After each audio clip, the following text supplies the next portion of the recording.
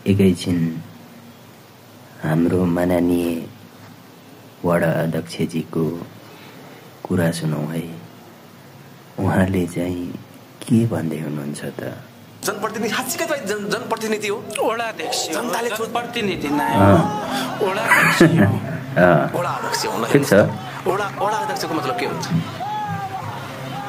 वडामा जाने तपाईँ जनतालाई प्रष्ट रूपमा बताउनुहोस् कि तपाईँ जनताबाट निर्वाचित भएर तपाईँ वडा अध्यक्ष हुनुभयो? चुनावमा भयो साइन गरिदियो उनीहरू कागजमा। चुनावमा साइन गरिदिने सचिवजी उनमा म साइन नगरे भने नि त म साइन गरिदियो। होइन, तपाईँ चाहिँ त्यो साइन गर्ने मान्छे पनि कसरी हुनुभयो? चुनावमा भयो काल गरेर उहाँका धानकाल कति बिचरा उहाँलाई केही थाहै छैन। उनको जान्ने बुझ्छ उहाँतिर देख्यो तपाईँले एउटा कुरा बताउनुहोस्, तपाईँले चाहिँ चुनाव कसरी लड्नु भएको थियो?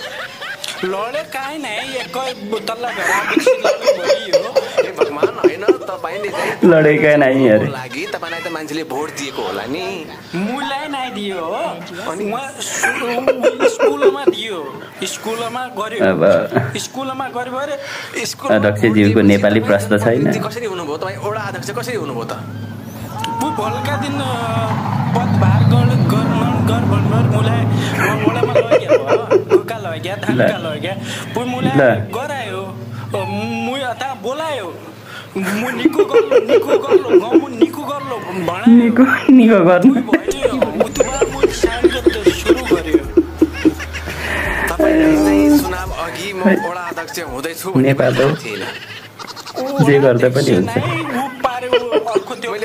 बिचरा वडाको अध्यक्षजीलाई के